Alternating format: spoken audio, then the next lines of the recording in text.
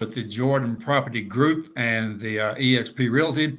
Today we have a very special guest I'm excited to visit with. Kathy Carter from Nashville, Tennessee is a 20-year plus veteran in the real estate industry, former Rookie of the Year with Caldwell Banker, a former broker with Keller Williams. She has a substantial new modern team now within the real estate industry. So I'm going to have Kathy tell you about her story and kind of let her take the reins today. Kathy, tell me about how you first, you got started in the real estate business.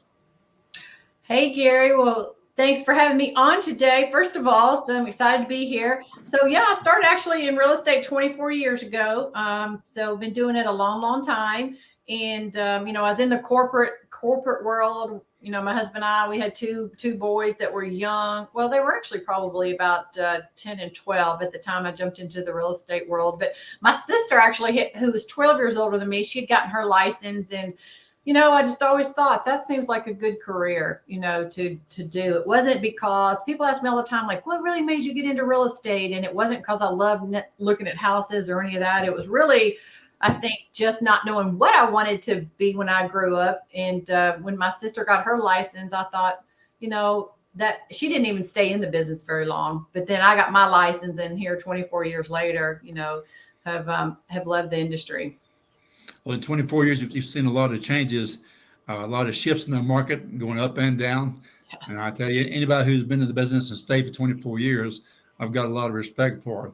So tell me this, Kathy, if you were a new agent starting today, and look back in time, what would be one of the main things you'd tell a new agent today in this crazy real estate industry? So there's actually two things. I want to share two things. That I would probably have done. I feel like I came out of the gate, like you mentioned, my first year in real estate, I was at Coldwell Banker for 7 years, my first 7 years. But that first year in real estate, I actually became Rookie of the Year because I was excited about the business. And so that's the first thing that I would say. You've got to be excited about what you're doing. A lot of agents, I feel like, get into this industry and don't, like, they're sort of like deer in the headlights. And I was that way, but it's kind of what they say, what do they say? Ignorance is bliss. But I was excited.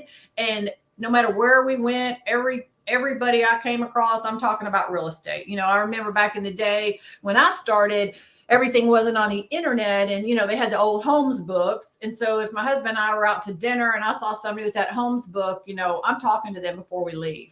My husband would be like, talk to them. They're trying to eat dinner. Don't interrupt them. And I was like, I'm not pulling a chair up to sit down with them, but they're going to know I'm in real estate. So the first thing I'd say is, if you're new, you need to, do not be the secret agent. You got to talk to everybody that you come across. Talk to people, wear your name tag. Talk to people in the line at the store behind you, start conversations up, just general conversations, and build a little bit of rapport with them.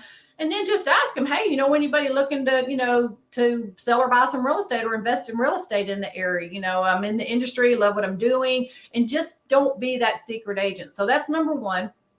I think number two that I would say is you need to have some kind of contact management system in place, and not try to keep it all in your head. You've got to be able to have a database where you can communicate, not only with your prospects, but with your past clients, and to be able to stay in connection and in contact with them, from closing day forward. And so a lot of agents, they don't really see the need, or they don't take the time to create a database, have some sort of system to stay in communication with their people. So I think those are the two things, if I were new, that I would say that I do say to new agents. Great advice. I know when I first got started 13 years ago, I went to work with a good old boy, small little boutique agency with no support basically at all, no systems in place at the time, not even a website. And so I really floundered and struggled my first few years. Of course, it was a bad time too, back in 2009, recession was beginning. But I always say to be around people who are successful and have a good system and work that system, and it'll sure help ensure your success. Now, let me ask you, Kathy. One thing that always comes to mind too is, one of our agents who's been in the business for 30 years, she tells a story all the time that when her grandmother, like, sort of was her accountability partner. I don't think her grandmother was in the business, but when she was getting started, when this agent was getting started many years back, and her grandmother would say, "What do you got? What do you got going on today? What are you doing?" Like, first call of every morning. And if she didn't have anything going on, real estate wise, her grandmother said, "You need to take 10 business cards, put them in your pocket. Do not come home until you've given out those 10 cards for the day." So I love that story. I thought that was great advice. And she said, her grandmother would call her that afternoon at 4 or 5 o'clock. And, if she was home, her grandmother, would ask her, "How many cards you got left in your pocket?" And if she had anything but zero, her grandmother would say, "Why are you home? Get back out there and get rid of those cards." And she attributes a lot of her success. She's been very successful in real estate, but she attributes a lot of it just with that alone. Like, she knew she was going to have 10 conversations a day. That's great. I tell you, having an accountability partner is invaluable in real estate, in any business, whether it's going to the gym, having an accountability partner there. If you don't have somebody to hold you accountable, you won't show up all the time, and That's it's right. really invaluable. Well, let me ask you: are you now in your 24th in real estate? Do you consider yourself a solo agent, a team leader, or a broker? What position do you hold now in this space? So I feel like I have all three of those. So I was a managing broker at Keller Williams. Like you mentioned in the beginning, I was a managing broker for about 3.5 years. So I have my broker's license. I'm not a managing broker anymore. And from the sales side of things, I operate pretty much now as a solo agent. My husband has his license. He joined me in real estate about 5 years into my business. But he just does it part-time with me. And so, we at one time had a team. I still have an assistant. And so we have a small team, I guess you can say, from that perspective, but I don't have the buyer's agents, listing agents, and all like we did at one point. But then when we talk about a team, I have a lot of agents that are part of my, what I call modern team. We can get into that later if you want to, but, I have team members in that way. It's just sort of a different model that we've created now with that team structure. So, but from the real estate side, like I said, I operate pretty much as a solo agent with an assistant. Back when you were a broker, Kathy, what were some of the biggest challenges and difficulties you faced as a broker? Well, that's an easy question. We had 110 agents at our office, and I feel like the downside for me when I was a broker, and I was still producing. Right, my husband was with me we worked together full time together at that time, because this was back in I don't know, probably 2010 through 2013 maybe. The challenge was I felt like I spent all day, every day, putting out fires, keeping, really, honestly, just keeping us out of court, keeping us from being sued over situations that came up. And so as a lot of that goes on when you've got a lot of agents that you're ultimately responsible for in that way.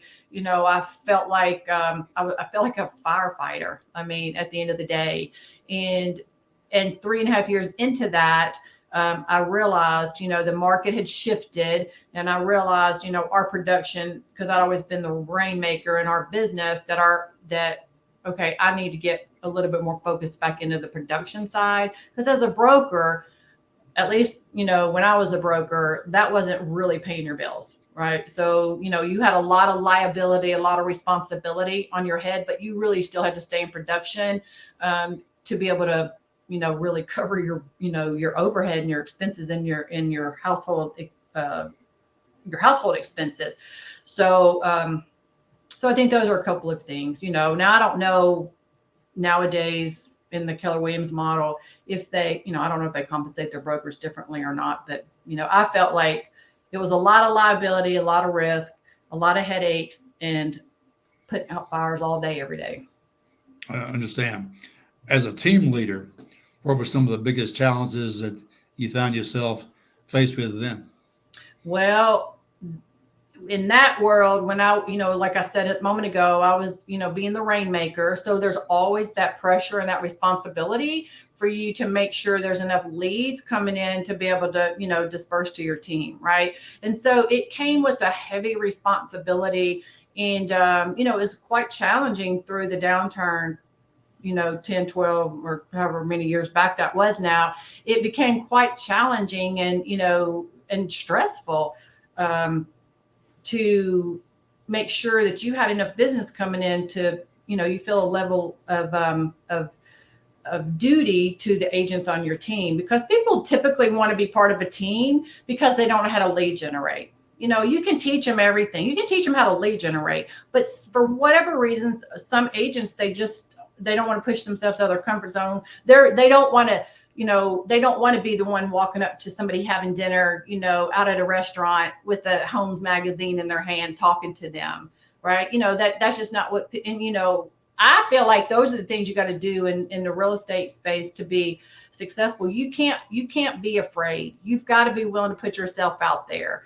And if not, that's when usually people want to be on a team. So, as a team leader, you've got a heavy duty and responsibility to, again, provide leads for them. Did you ever have any issues with team members not having the work ethic to be successful and take care of those leads and so forth? I think that's a challenge for sure, in probably any industry. Not everybody. Our society, we train people to be employees, right? Our school system trains people to be employees, and so the entrepreneurial world is very different. Isn't it? That, like, being in the business and, as long as you've been. So I feel like our society just doesn't teach that. And so your question, remind me your question. It got me, I went down a bunny trail with that, but it's okay. Your team members not having the work ethic to take care of the leads properly. So, what I was thinking along that was, again, we're usually in a workforce. We're in school. We're in a workforce. They tell us what to do, when to do it, what time you can go to lunch, and all those things. And so I think when people venture out on their own, and since we're talking about real estate, we'll keep it to that. Nobody's telling you what to do, where to go, where to be. Even as a team leader, you're telling you're guiding your agents, but they still have to have that internal drive. And I think sometimes people get into this business and they don't have that internal drive. And so that was probably another one of the frustrating things about, like, I don't feel like you can teach drive. You can teach skills. You can't teach drive. No, that's so true. Well, let me ask you, Kathy, at any point in your 20+ year career, prior to where you are right now, did you ever feel like you were just kind of stuck in the mud and just not being able to make any progress and just didn't know how to get to the next gear? I feel like probably during that downturn, things changed, things were shifting, right? After that downturn that happened, I don't think I ever felt stuck, because I've always had the mentality of, like, I'm going to figure it out. Right. So I don't necessarily feel like I felt stuck, but I felt like I had to learn different skills. I had to learn about short sales. Right. So I had to be, I feel like as agents, we've got to be willing and able to, like, figure out how are we going to pivot? Like right now we're in a little bit of a shifting market. Like, okay, what are we going to do different that, we didn't have to do the last couple of years? And so 12, 14 years ago, talking about being stuck, I felt like, we definitely, things halted across the board for everybody.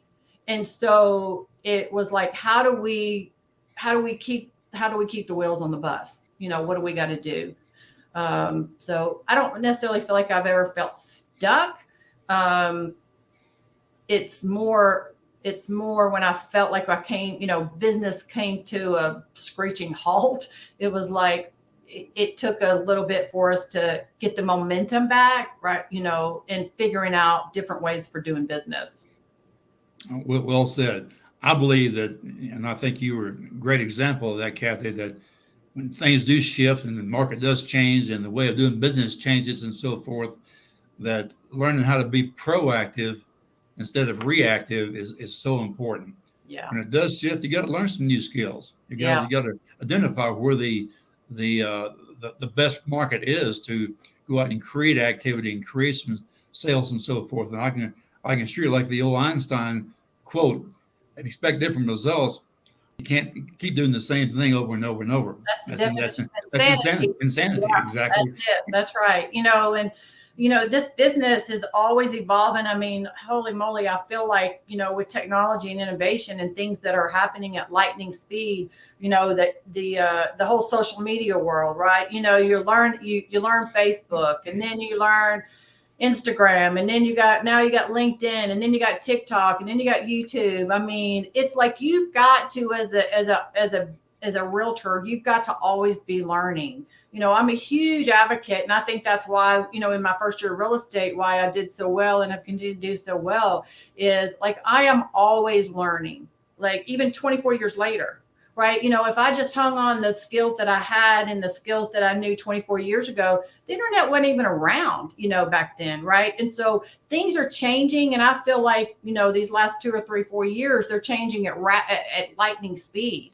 And we've always got to be evolving and growing and learning just to keep up with, what are the new trends? What are the new things that, we need to be aware of so that we're guiding and counseling our clients in the best ways. You bet. Well, let me ask you, since the market has shifted now, and everybody's talking about it, and a lot less homes going under contract. It's becoming more and more of a buyer's market than it was 3 months ago, and high inflation and higher mortgage rates and so forth. How do you see and recommend a proactive real estate agent should be what they should be doing right now to stay on top of things and stay productive during this shifting market? Okay, so 2 things I'll say to that. Like, I feel like we are the pilot in the plane, right? When we're dealing with our clients, we're the pilot in the plane. And, just like when you're in a plane and you hit the turbulence, like you want to be able to look at least I do. I look to the stewardesses, and if I could see the pilot, I'm looking at them like, okay, do they look afraid right now? Right. And so I feel like we've got to keep we have to be the managers of our customers' anxieties through all of this. Like somebody like me who's been in it for a long time, we've been through, ups and downs. We've been through the ups and downs.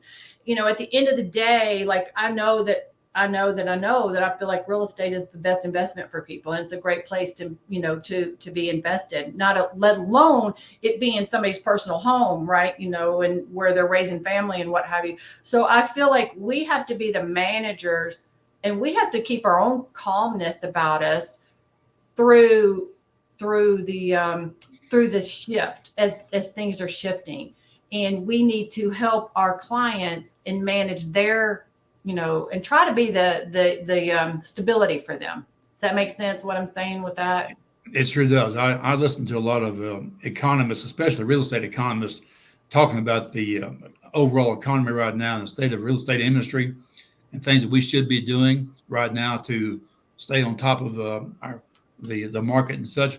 And one of the most important things that I've been hearing over and over and over, and I strongly promote myself, is during all this time of unrest, you should be communicating with your clients, communicating with your sphere of influence, letting them know what's going on from your professional expert opinion.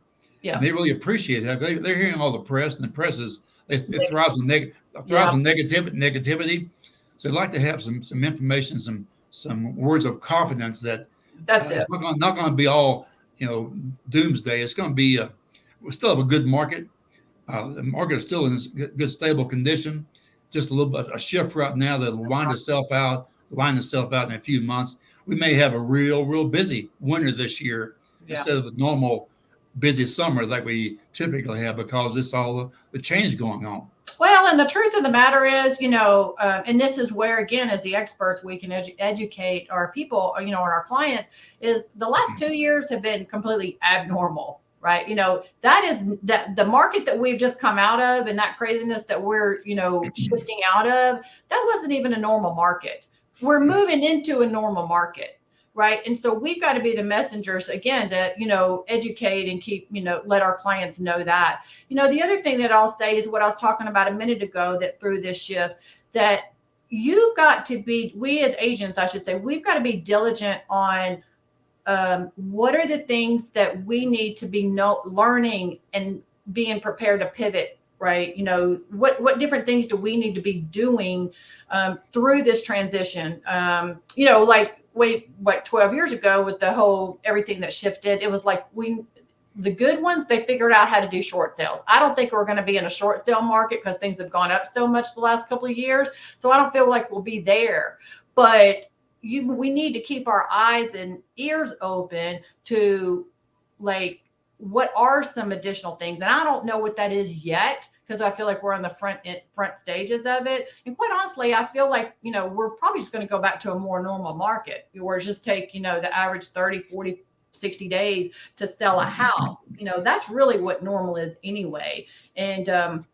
And stabilization. So there may not even be new things, but like I mentioned, it's always be learning. You just need to be around the campfire with leaders who are leading and leaders who are always growing, and be in proximity with people like that.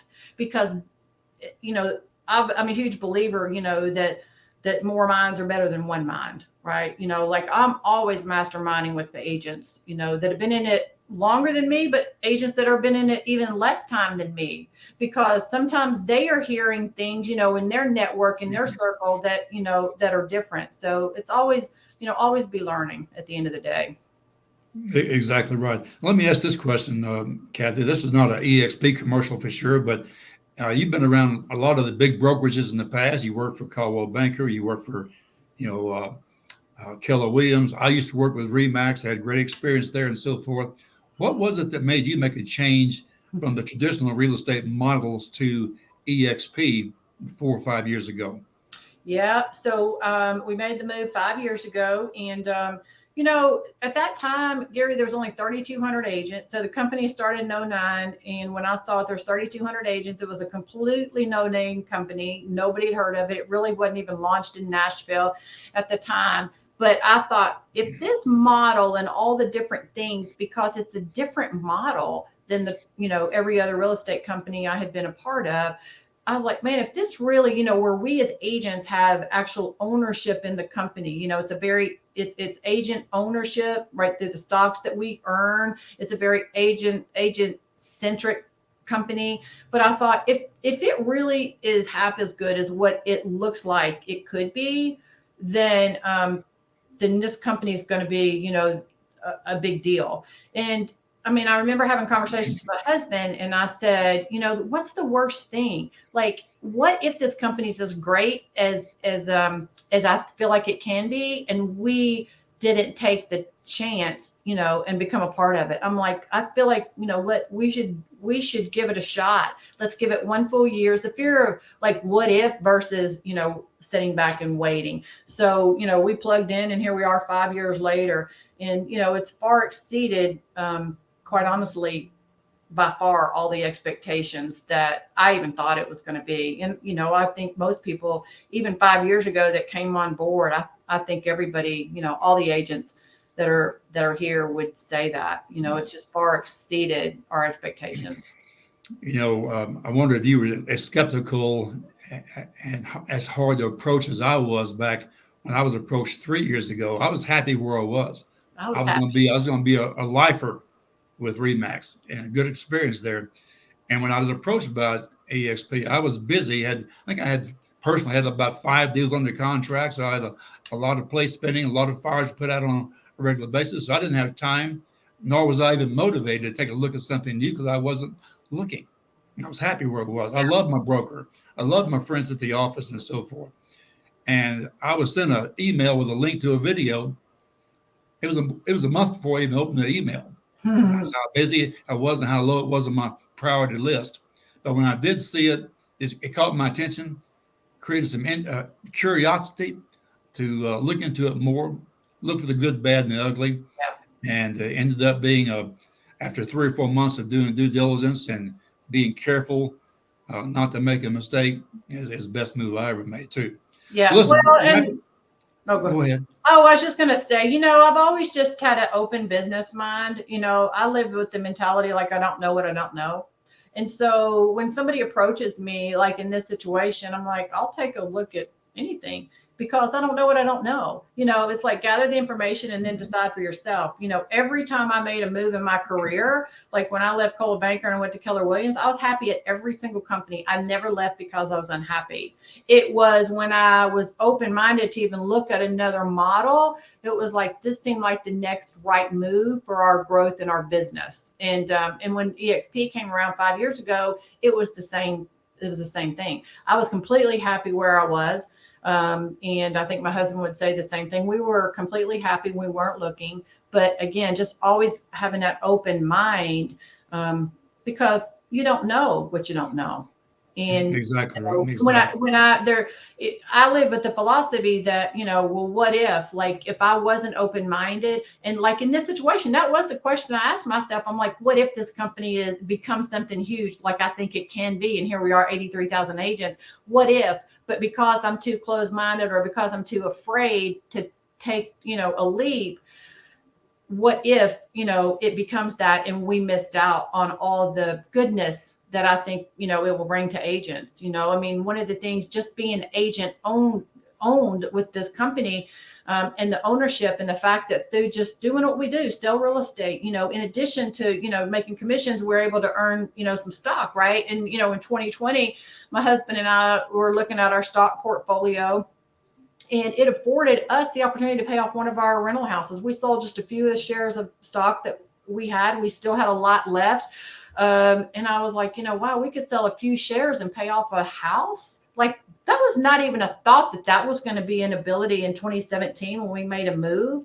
But it's just those kind of, I knew it was like, okay, well, I've never earned stock anywhere I've been at. So if where I keep saying but if we earn $100 in stock, or 500 or 1,000 over time, that's more than we've ever gotten anywhere. Right. And so, the fact that it mushroomed into what it did and afforded us the ability to pay off a house, like, that was not even on my radar. But what if, my husband and I talk about this all the time. What if we hadn't been open-minded enough to take a look in 2017? That house today still wouldn't be paid off. I often say that listening to and believing water coolers chat can sometimes be the most expensive conversations you ever have in life.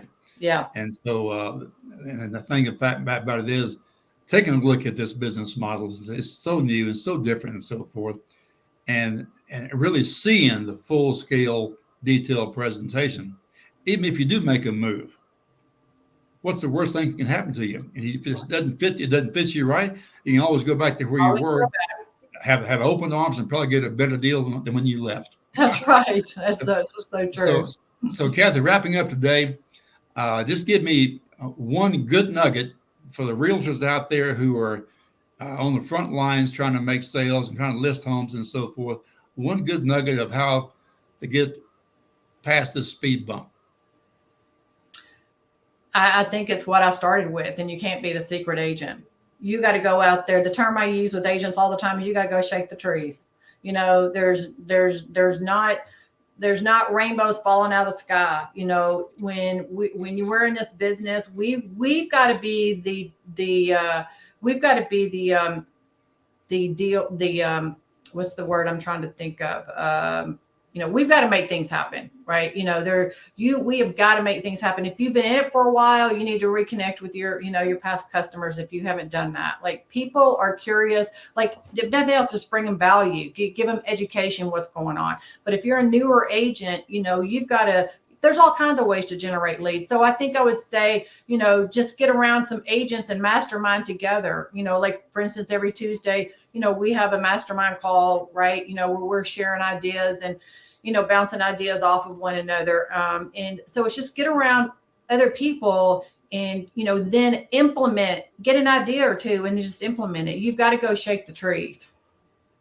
There's no like, just, like, this is the way you do it, and this is the only way to do it, and this is the only way to get business. There's 1,000 ways to go get business. It's like, what are you willing to do? Pick one or two of those things and just go do it.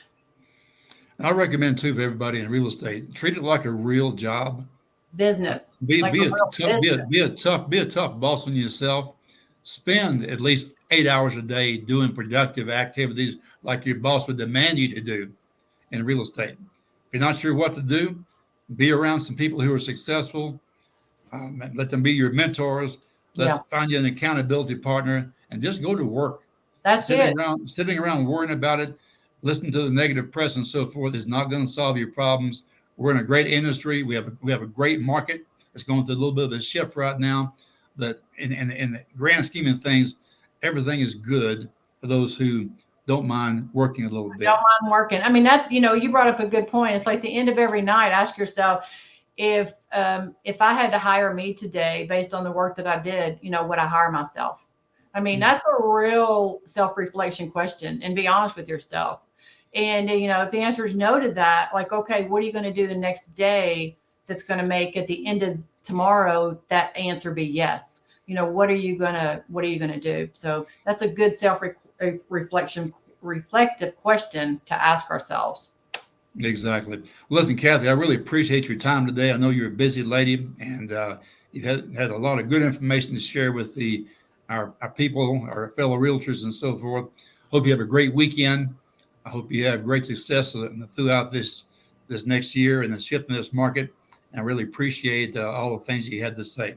So once again, a big shout out to Kathy Carter, EXP, Nashville, Tennessee. We appreciate you, Kathy. Have a great weekend. Thanks, you too. Okay. All right. Bye-bye.